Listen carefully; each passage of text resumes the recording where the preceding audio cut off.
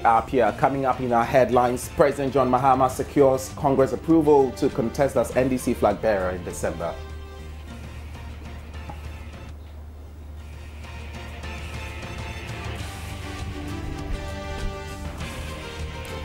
Defeated NPP MP for Ahafo eyes another seat up north.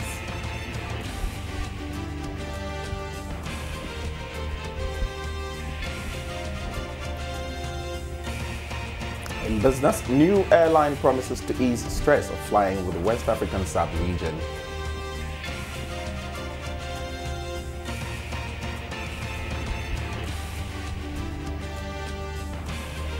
In entertainment news, American-based Ghanaian musician Jay Gatti bounces back with a new single.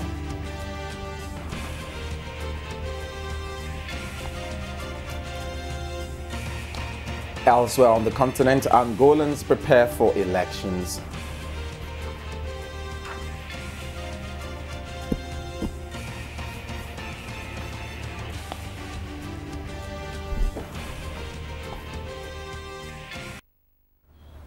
Now the detail of the headlines and other stories this evening. The stage is now set for the ruling National Democratic Congress 2012 campaign.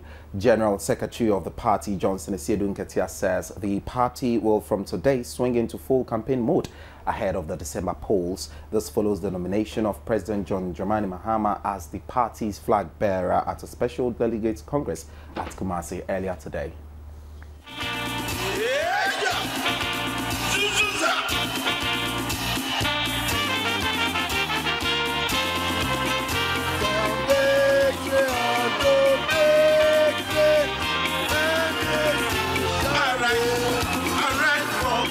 NDC delegates from all over the country gathered at the Baba Yara Sports Stadium earlier today to endorse President John Dramani Mahama as the party's flag bearer for the December polls.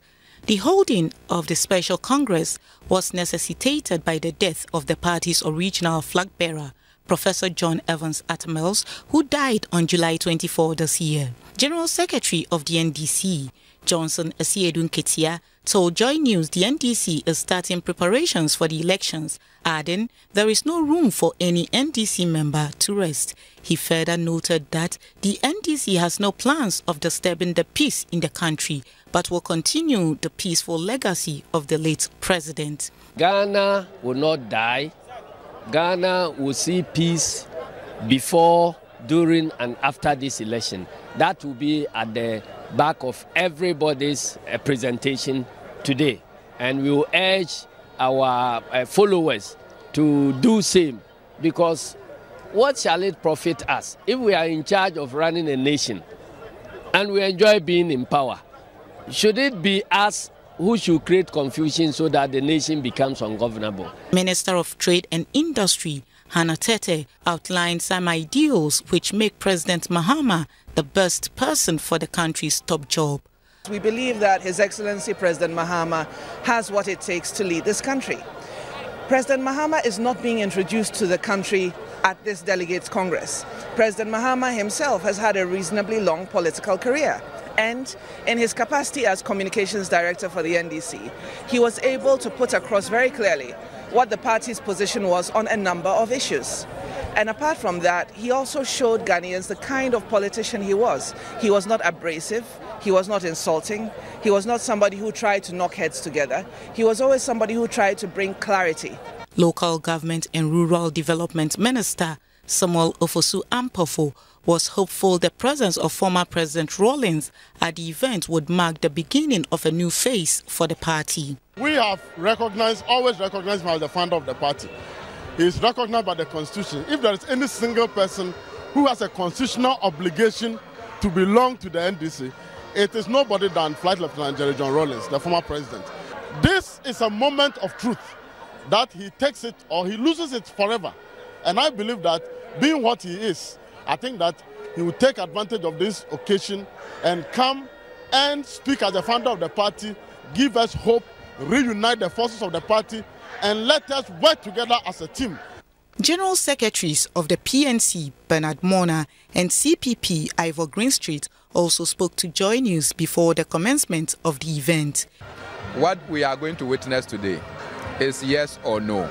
And I do hope that the NDC will take the worst of decisions that will propel the PNC to the next stage. Oh, a no vote would even be more important for us, that the NDC will now have to build their pieces.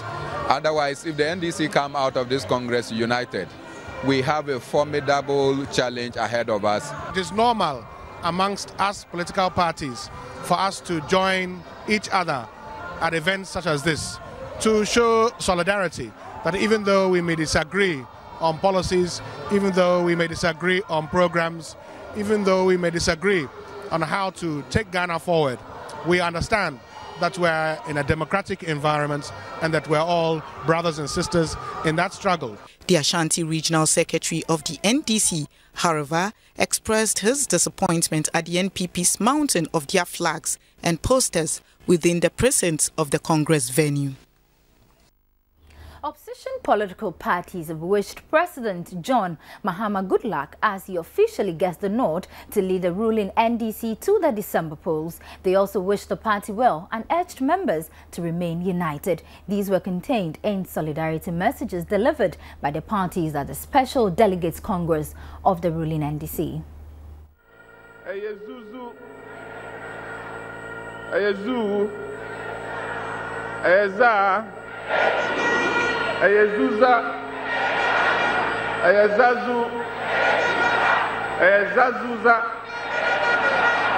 Their messages range from the need for the NDC to maintain the prevailing peace in the country to congratulations for the apparent unity in the ruling party.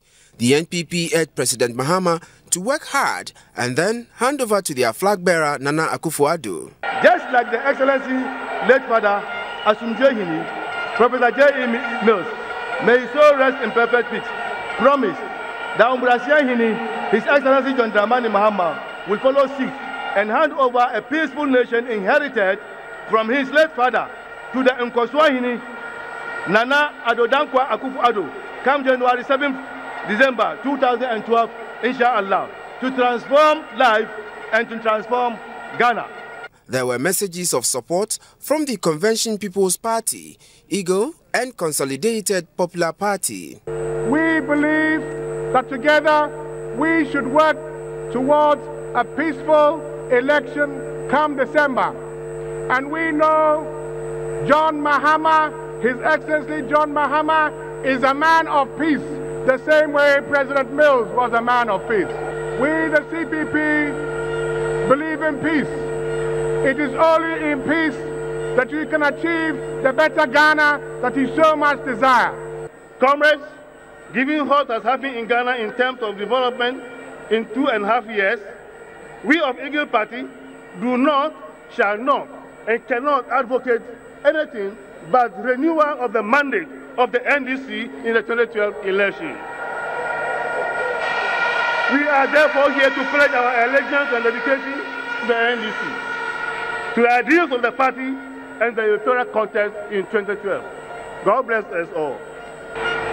We in the GCPP are very happy to be here to see the NDC united. And unity is good for the whole of Ghana. With unity, we can all build Ghana and can be a very successful country. So I'm very the unity that's building, and I'm sure the President J.E. Mills will be smiling in his grave today. The Progressive People's Party and the United Front Party also wish the NDC well. It is our hope, therefore, that this your historic Congress will be held in the atmosphere of peace, love, of oneness and purpose, without any rancor, antagonism, or animosity. I hope NDC will join the United Front Party to fight the economic freedom for Ghanaians. I would like to encourage President John Dramani Mahama to work very hard to the satisfactory of the National Executive Council of NDC so that his fate will not be like Odike, who have been sacked from the United Front Party for non-performance. The PNC's Bernard Mona, however, had a request for the ruling party. The PNC is confident that in this election, it will be the youngest presidential candidate who will be able to garner the vote. And looking round, surely it is the PNC that has the youngest candidate. If we are not able to get a one-touch in December 7, we can count on the strong support of the National Democratic Congress to push the PNC to the next level. The General Secretary of the NDC, Johnson Asiedu Nketia, said the PNC should be ready to reciprocate the requests they have made should the tables turn. We want to accept that challenge and to state that respect is reciprocal. So in the same vein, we will expect the PNC to throw their support behind NDC in case there is any runoff. But the President, Mahama, disagreed with both scribes. By the grace of God and with God by our side, there will be no second round. It's going to be a one-touch victory. So anytime you see me raise my index finger, it means one touch. With the NDC having settled on a flag bearer, the party's campaign is expected to swing into full gear from tomorrow. The Kumasi Motor Traffic and Transport Unit of the Police Service today stationed both military and police personnel at vantage points at the Baba Yara Sports Stadium to maintain law and order. The military and police in their normal attire were well armed and vigilant to make the Special Delegates Congress of the NDC end well. Correspondent Mahmoud Mohammed Nuruddin sent in this report from Kumasi.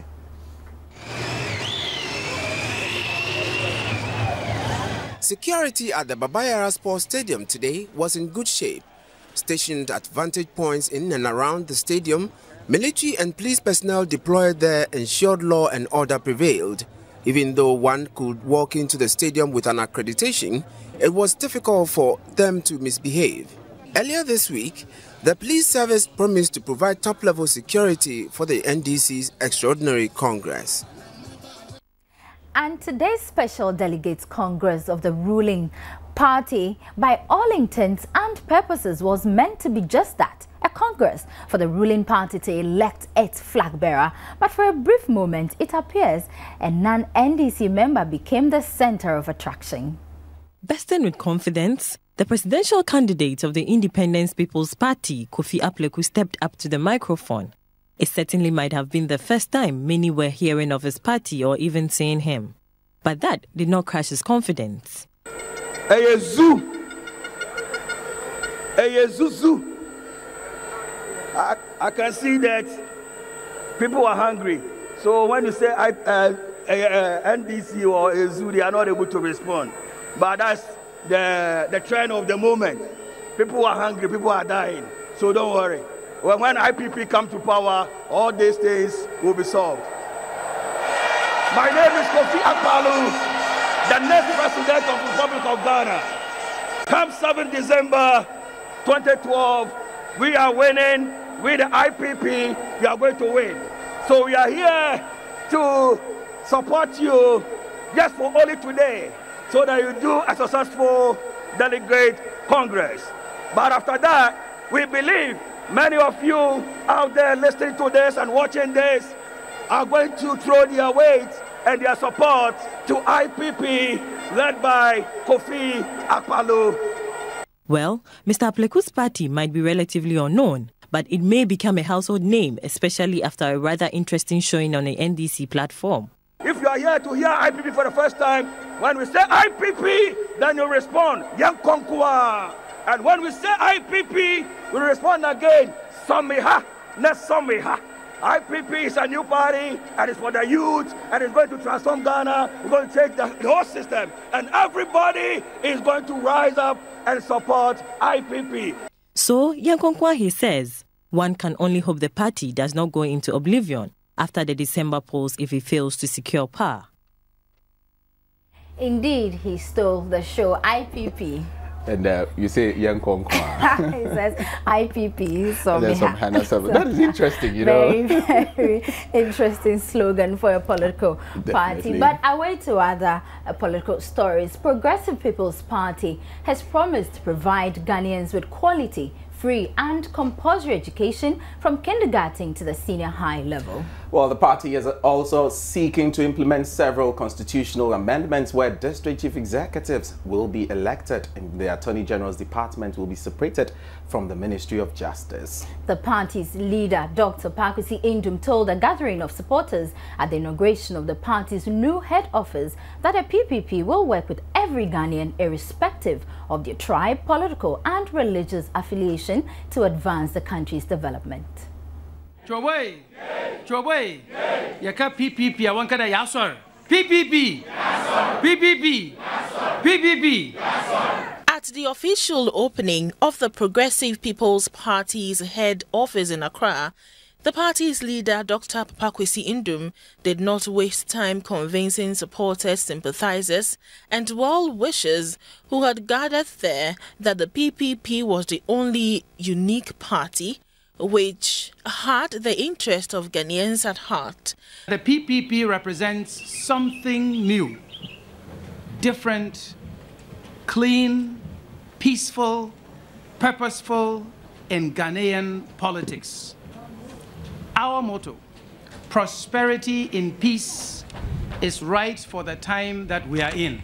It is the only political party that is going straight to the people to discuss what its people can do to unite the country, raise the quality of Ghanaian life, and solve the problems that confront us, and doing so with no insult, no disrespect. We have a good mix of youth and of elderly people with experience, and all of us are working with discipline. Dr. Pakwesi Indum also spoke about the party's educational policy. We have put quality education, let me emphasize, quality, free, compulsory, continuous education from kindergarten to senior high school. We've put it up there. It's one of our highest priority items. There's another political party that started saying free senior high school. And then quietly, they started saying maybe in 2 or 3 years, they will bring the others in. They will bring the junior high school people in. And then just yesterday, we heard them now saying kindergarten to senior high school. Hey! A PPP administration come January 7th next year will implement several constitutional amendments to enhance greater transparency and accountability in governance. Introduce amendments to the 1992 Constitution that will make 3 critical changes for progress in Ghana. Prohibit members of parliament from being appointed ministers of state. Return power to the people for all Ghanaians to directly elect their district, municipal, and metropolitan chief executives without interference from the president.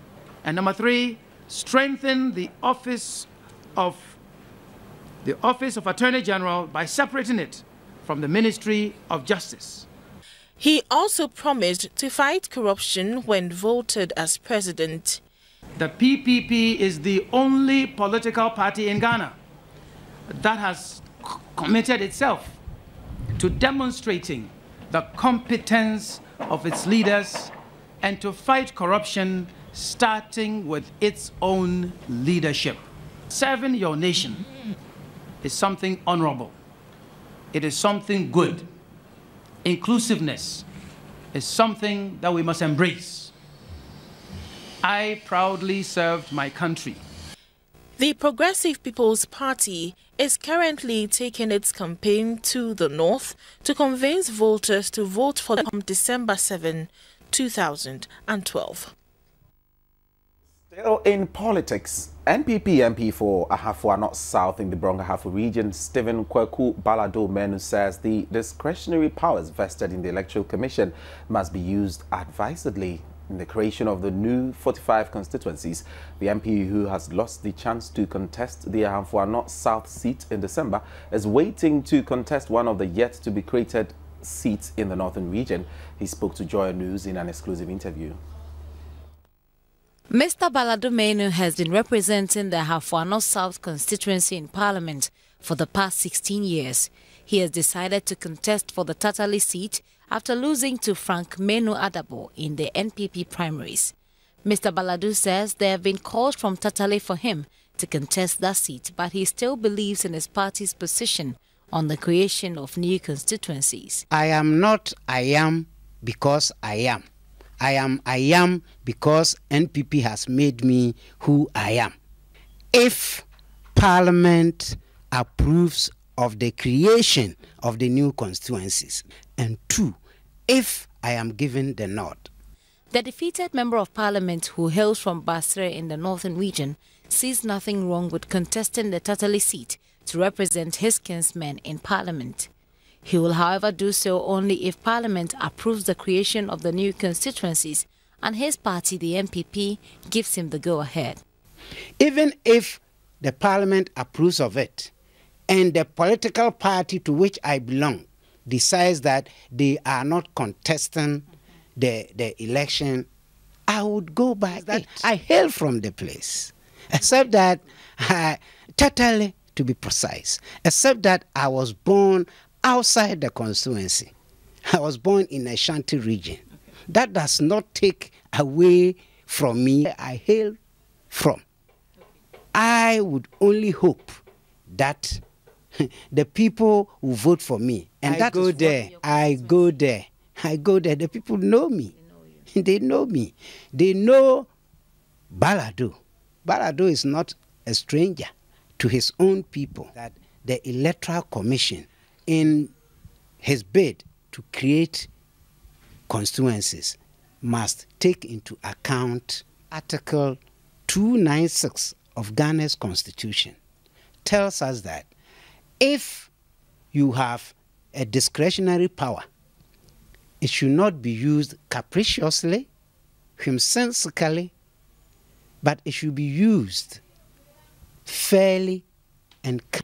Parliamentarians are expected to be recalled from recess on September 3rd to consider the constitutional instrument CI-73, which would mandate the Electoral Commission to create the 45 new constituencies ahead of the December 7 elections. You're watching the Joy News at 8. Stay with us.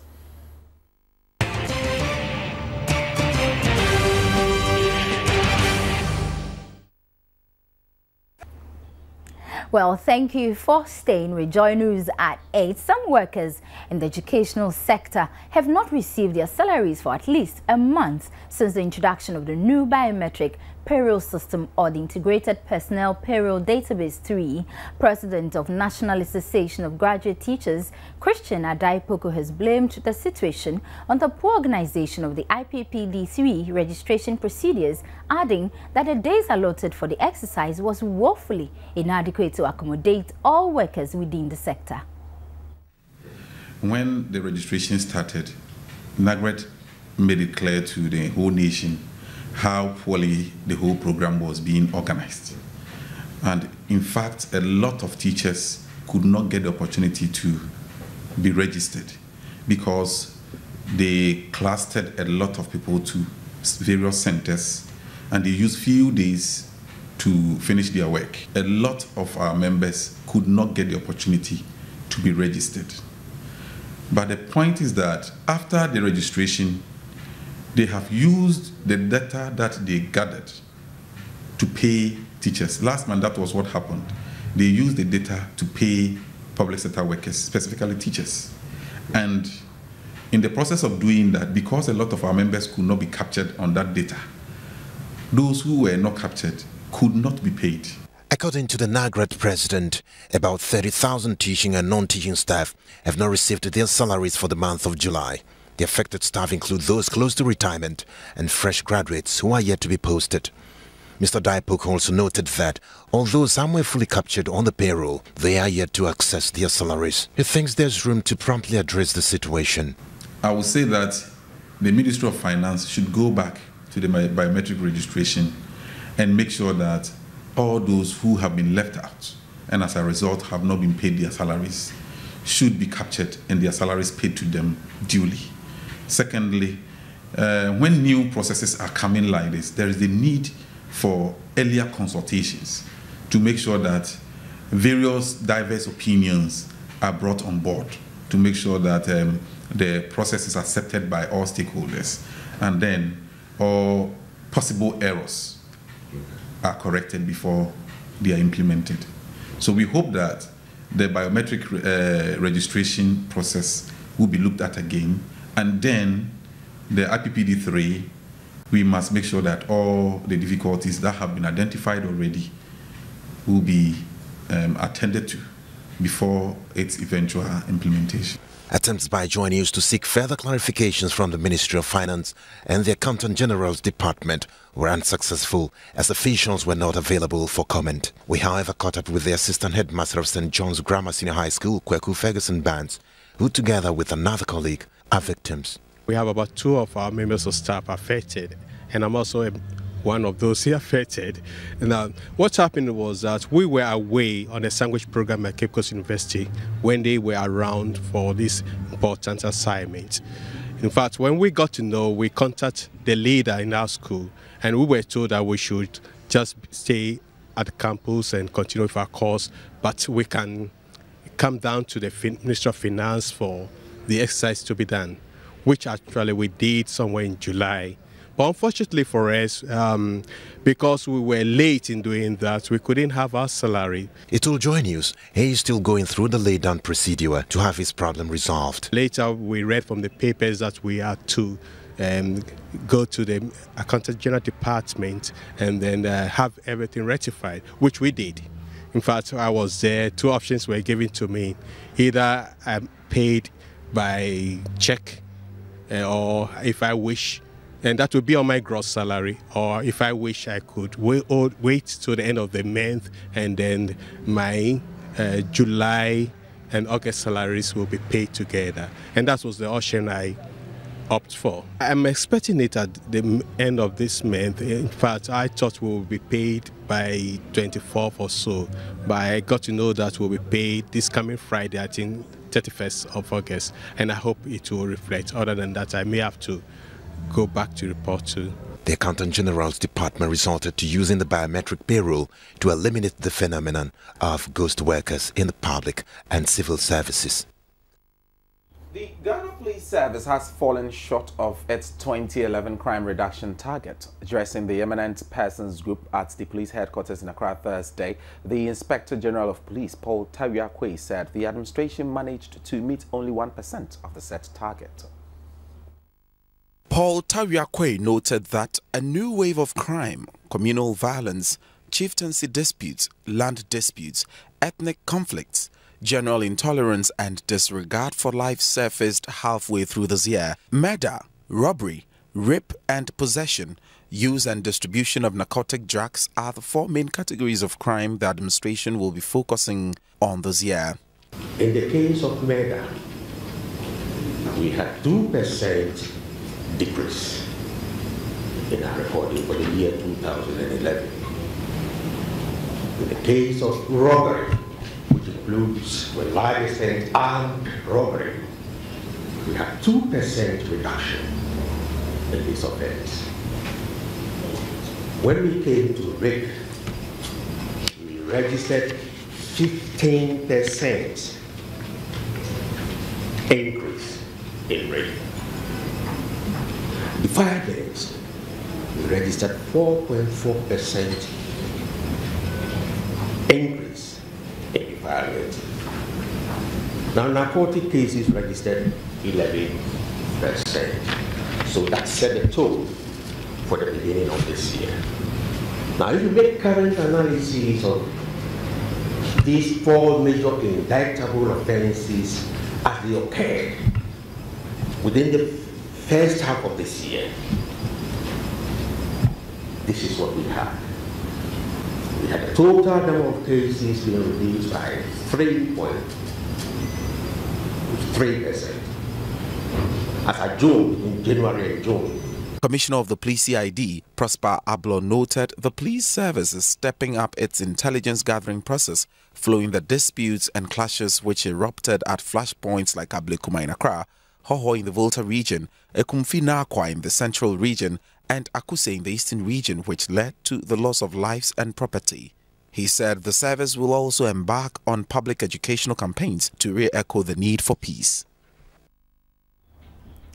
All right, we go back to some political stories. President Mahama says he won the bid to lead the NDC in the 2012 election under good luck of the Ashanti region and foresees a one-touch victory in the upcoming election. He said although poverty and lack of basic amenities linger on, he will restore hope to the people of Ghana. He was addressing thousands of delegates who overwhelmingly voted him as flag bearer of the party's Special Delegates Congress in Kumasi.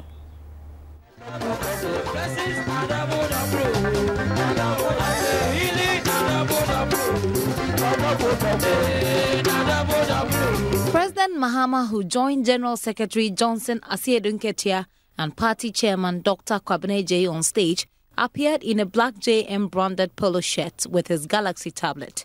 He dedicated the moment to late President Mills, assuring delegates of his commitment to advancing the Better Ghana agenda.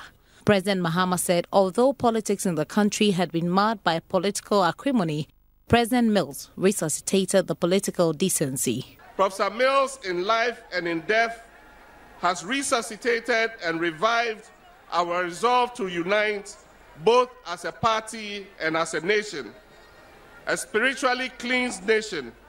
I therefore dedicate my acceptance speech this evening to him and to his memory. Let me further express my thanks to the historic legacy of the iconic, inspiring, and charismatic soul of our great party and nation, our very own father and founder, His Excellency Flight Lieutenant Jerry John Rawlings. The presence of party founder Jerry John Rawlings at the Congress, he said, has assured the party to remain steadfast and work hard to transform the nation. He attributes his rise to the presidency to the existence of social justice in Ghana, irrespective of class and descent. Our country is now accredited to be among the very first countries in sub-Saharan Africa to be in transition to middle-income status. We are ranked as one of the highest and fastest growing in internet connectivity. We are on track to attain the majority of the targets we set for ourselves for the Millennium Development Goals. Our per capita income is increasing, and our Human Development Index is pointing in the right direction. Do not allow anyone to deceive you. God has blessed us to live in one of the greatest nations on this planet, and there is hope for more to come in Ghana. He is optimistic of a party and national unity, which is neither forced nor at the expense of freedom, one which allows that under the most critical moments, Ghanaians are able to stand together as one and move forward. Now, away from politics, most people hate traffic congestion, but it serves as a fertile ground for tired passengers to take a nap in buses and taxis. Traffic is and has always been a major concern to employers and employees. Without a doubt, it has also been overly used as an excuse for lateness by almost everyone, but it serves as a tremendous important purpose to a section of the public. Without it, these persons will be denied their daily meals. Gifty Ando Apia tracks sales in traffic in this report. Selling in traffic is no news in Ghana. Indeed, it is said to be a common practice worldwide. Have you taken a minute to consider what these people go through to get what they make at the end of the day? In any case, how much do they make? Have you considered the skills required to be a salesperson worth your salt in this industry? Well, first you must necessarily possess the skills to effectively display your wares to attract the needed attention. You must be tactical and be able to convince your customer within the fewest possible minutes. Most importantly, you need to know how to run fast enough to catch up with the ever-moving traffic before your money is bolted away with.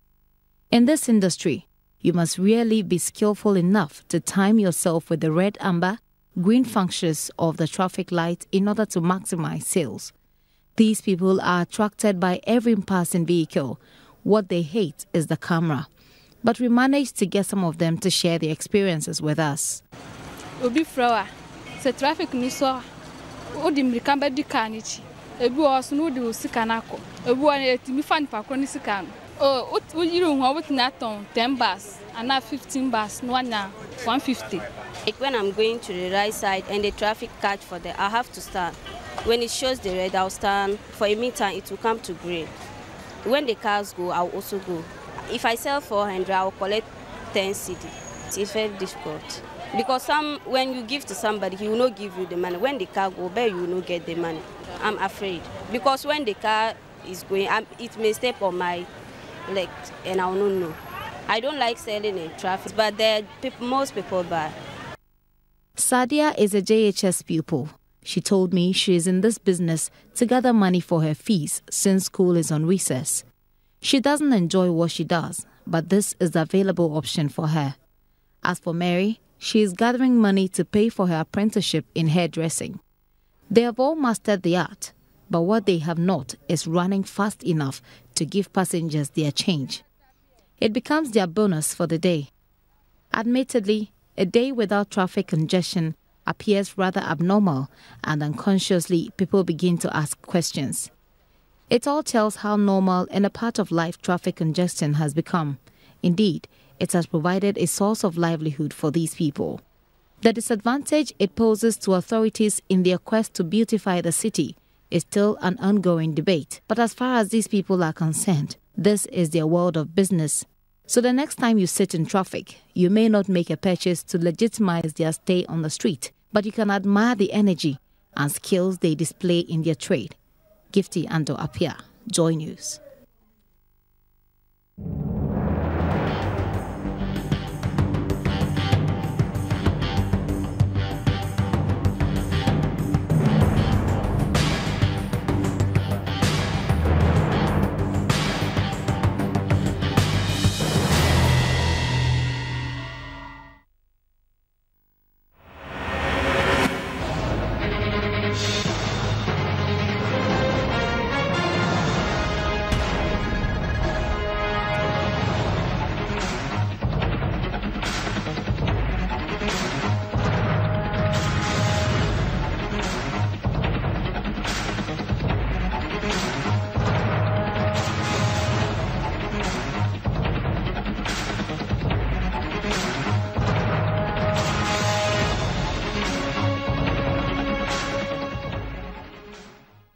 We now bring you some business stories.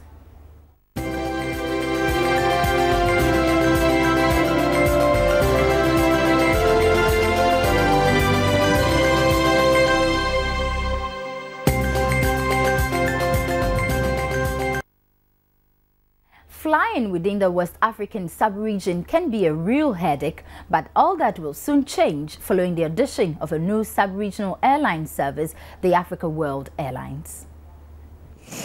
And then it landed, welcomed by a water canyon salute, perhaps to signify its presence on new soils. It was indeed a spectacular sight.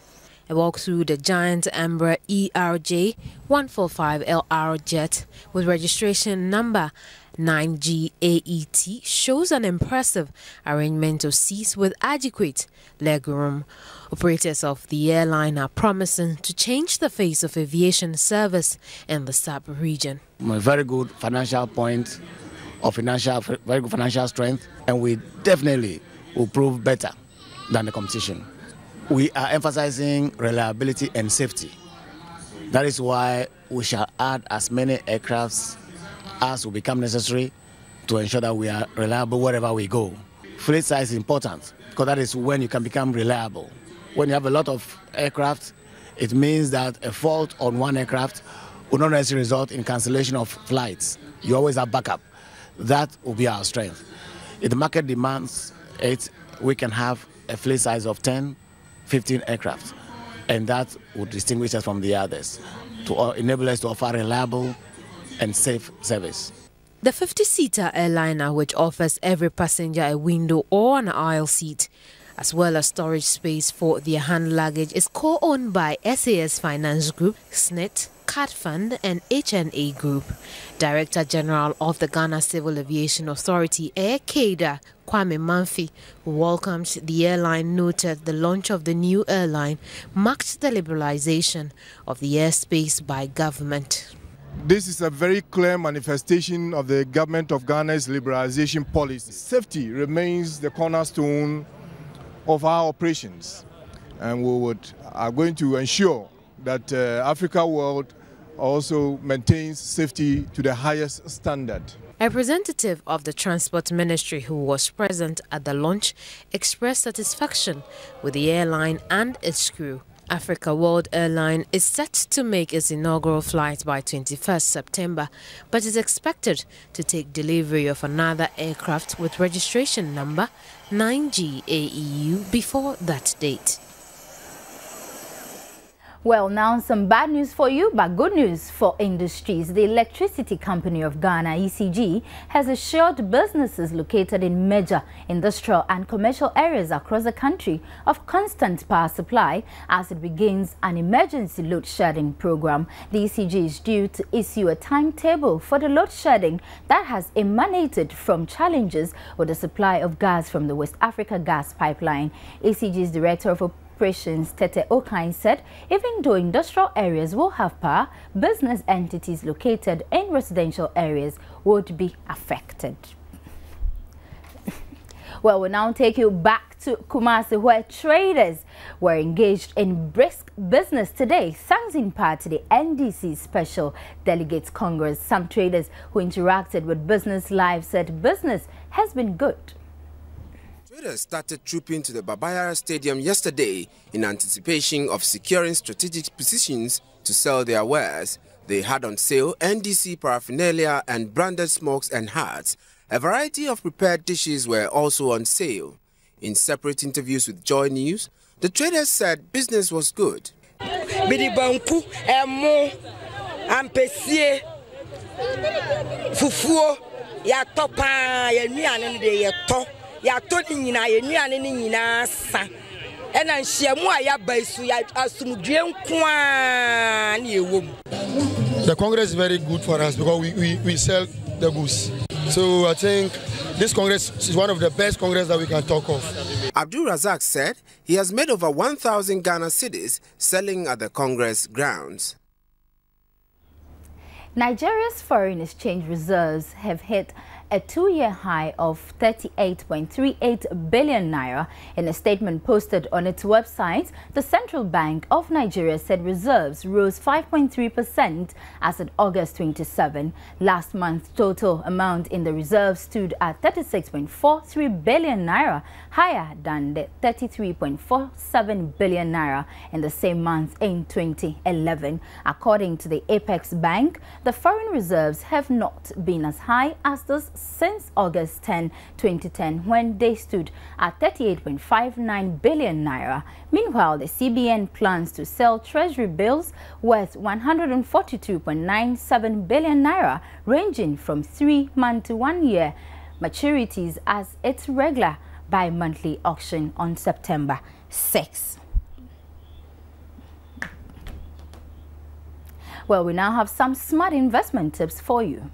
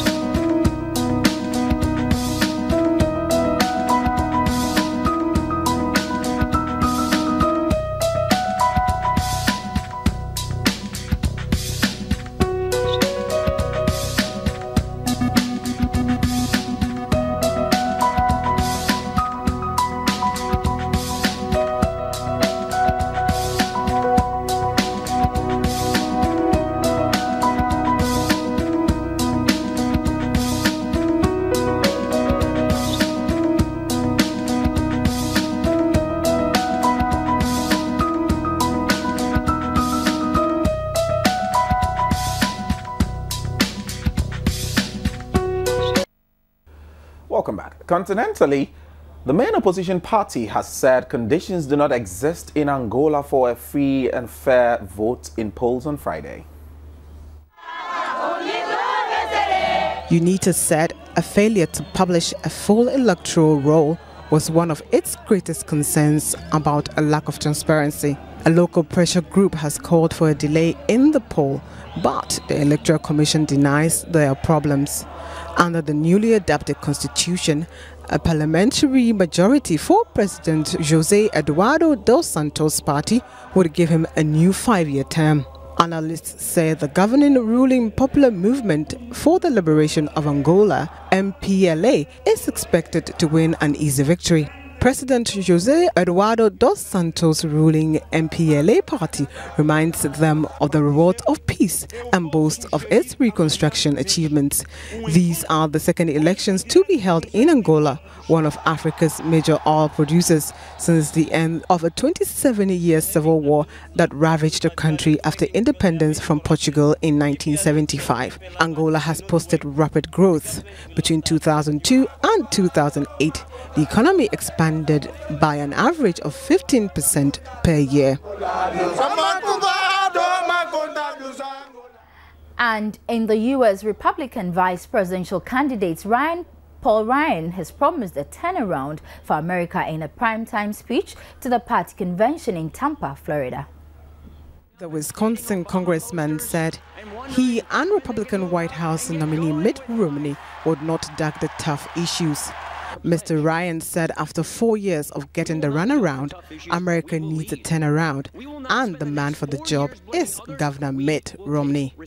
Arizona Senator John McCain, the 2008 Republican presidential nominee, and former Secretary of State Condoleezza Rice also took to the podium. Mr. Romney will challenge Barack Obama for the White House in November. But the Obama campaign and independent fact-checkers questioned a number of Mr. Ryan's points. Among them, his claim that the president sliced $760 million from the Medicare program for Americans over 65. That's all in Continental News.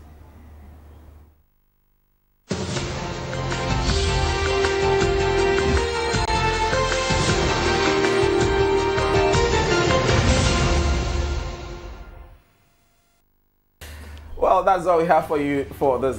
Before we part company, I've noticed something. It seems as we are preparing for elections in December, the presidential candidates are coming up with new ways of getting their and with their slogans. Because today we heard the PPP presidential candidate Bakwisindu when he says PPP, I said one sorry. And then IPP goes like, and then you hear IPP also say IPP, IPP, and then the president killed it. You know? The presidential candidate for the NDC is also saying, when I say NDC, he said EDB. Well, I can't twist my lips like that. That's all we have for you for now. Very innovative. Join us again at 11 p.m. for the late news. My name is Clarence Kwisapia. But remember that Stephen T is standing by with PM Express. Tonight we're discussing the NPP's manifesto with the Kwadoso NP. And my name is Ajwa Tansua Eoku. Thank you for your company tonight.